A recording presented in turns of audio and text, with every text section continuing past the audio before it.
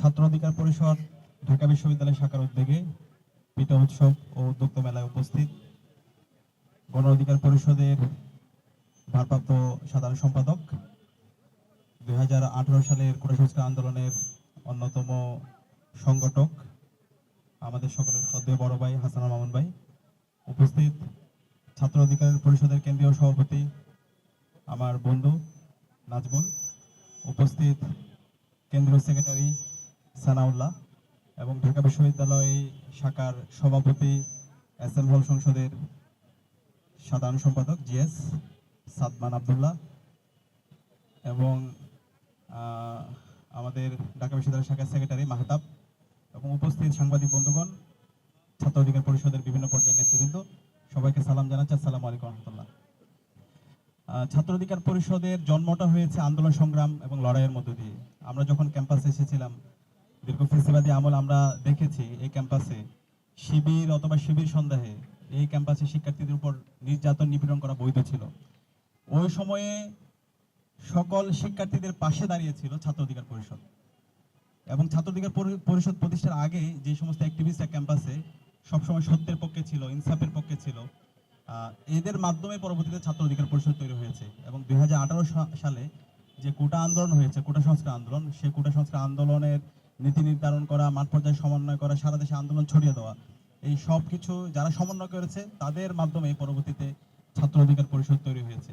তো ছাত্র অধিকার পরিষদের প্রতি পুরো জাতির একটা ঋণ আছে।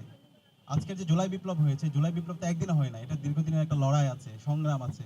তো এই সংগ্রাম লড়াইগুলোর নেতৃত্ব দেওয়া, নীতি নির্ধারণ করা, পলিসি মেক করা, এই সব কিছুর সাথে ছাত্র অধিকার পরিষদ জড়িত আছে। তো আমরা ছাত্র অধিকার পরিষদের প্রতিষ্ঠার পর থেকে আজ পর্যন্ত যারা নেতৃত্ব দিচ্ছে এবং গণ অধিকার পরিষদে যারা আছে, বিপিন নুরুল হক নূর ভাই সহ সবাইকে আমরা শ্রদ্ধার সাথে আমরা স্মরণ করছি এবং তাদের প্রতি আমরা ঋণ স্বীকার করছি। আমরা জুলাই বিপ্লবের পরে আমরা বলছি নতুন রাজনীতি বিনির্মাণ করতে চাই, যে রাজনীতি হবে শিক্ষার্থীদের জন্য, যে রাজনীতি হবে ইনসাফের, যে রাজনীতি হবে আইডিয়ার। ছাত্র রাজনীতি হবে মার্কেট প্লেস অফ আইডিয়া। আমরা আমাদের আইডিয়াগুলো নিয়ে শিক্ষার্থীদের কাছে যাব, আমরা আমাদের ক্রিয়েটিভিটি নিয়ে শিক্ষার্থীদের কাছে যাব। শিক্ষার্থীদের যার আইডিয়া ভালো লাগবে সেটা গ্রহণ করবে, যার আইডিয়া তার ভালো লাগবে না সেটা সমালোচনা করবে। কিন্তু এখানে কেউ হকি স্টিক অথবা স্ট্যাম্প নিয়ে যাবে না। কোনো ধরনের এখানে মাসল পাওয়ার পলিটিক্স চলবে না, চাঁদাবাজি, টেন্ডারবাজি, ফাও খাওয়ার রাজনীতি চলবে না, যেটার বিরুদ্ধে আমাদের গত 16 বছর অথবা এর আগের লড়াই সংগ্রাম ছিল। তো আজকে জুলাই বিপ্লবের পর আমরা দেখতে পাচ্ছি বাংলাদেশের ফেসিবাদ বিরোধী সকল ছাত্র সংগঠনগুলো তারা আইডিয়ার প্রতিযোগিতা করছে।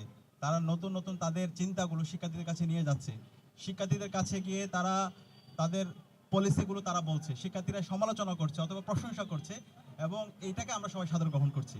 এবং তারই অংশ হিসাবে আমরা আজকে ছাত্র অধিকার পরিষদ ঢাকা বিশ্ববিদ্যালয় শাখা যে পিটা উৎসব আয়োজন করেছে, আমরা ঢাকা বিশ্ববিদ্যালয় কেন্দ্রীয় ছাত্র সংসদ এবং ঢাকা বিশ্ববিদ্যালয়ের শিক্ষার্থীদের পক্ষ থেকে সবাইকে ধন্যবাদ জানাচ্ছি। আমরা আশা রাখবো এই ধরনের ধারা অব্যাহত থাকবে এবং হাসানুল মামুন ভাই যে প্রত্যাশা ব্যক্ত করেছেন, ইনশাআল্লাহ আমরা ঢাকা বিশ্ববিদ্যালয় কেন্দ্রীয় ছাত্র সংসদের পক্ষ থেকে বড় একটি পিটা উৎসব আয়োজন করব এবং সকল ছাত্র সংগঠন, বিশ্ববিদ্যালয়ের যত স্টেক হোল্ডার আছে এবং বাংলাদেশের রাজনৈতিক দল সবাইকে আমরা এখানে আহ্বান করব, সিভিল সোসাইটি থেকে শুরু করে সবাইকে, এবং সেখানে আমরা একটা পুরো গ্রামীণ পরিবেশ আমরা নিয়ে যাওয়ার চেষ্টা করবো আশা করি ইনশাআল্লাহ।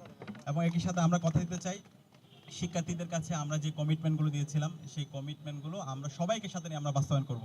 এখানে ডাকসু নির্বাচন হয়েছে, জুলাই বিপ্লবের অন্যতম সফলতা হচ্ছে ডাকসু নির্বাচন হওয়া এবং এর আগে 2019 সালে ডাকসু নির্বাচন হয়েছে। ডাকসু নির্বাচনে বিপি নুরুল হক নূর ভাই নির্বাচিত হয়েছিলেন। তো ভাইদের যে লড়াই, সেই লড়াই এবং তাদের অসমাপ্ত কাজগুলো আঞ্জাম দেওয়া, সমাপ্ত করা হচ্ছে আমাদের কাজ। জুলাই বিপ্লবে যে 2000 আমাদের ভাই বোন শহীদ হয়েছে, তাদের যে প্রত্যাশা, তাদের যে আকাঙ্ক্ষা, সে আকাঙ্ক্ষার বাংলাদেশ বিনির্মাণ করাই হচ্ছে আমাদের উদ্দেশ্য। সুতরাং এই আমাদের দীর্ঘদিনের যে লেগাসি, আমাদের শহীদদের লেগাসি এবং দীর্ঘদিন ধরে ক্যাম্পাসে যারা অ্যাক্টিভিজম করেছেন তাদের যে লেগাসি, সেই লেগাসি বাস্তবায়ন করার আগ পর্যন্ত আমরা থামবো না। আমরা সবাইকে নিয়ে একসাথে আমাদের লড়াই সংগ্রাম জারি রাখবো। এবং জুলাই বিপ্লবের পরে যে ডাকসু নির্বাচন হয়েছে, এখানে আমরা যারা নির্বাচন করেছি সবাই আমরা জুলাই সহযোদ্ধা। এখানে কেউ হারে অথবা জিতে না, আমরা সবাই জিতে গিয়েছি।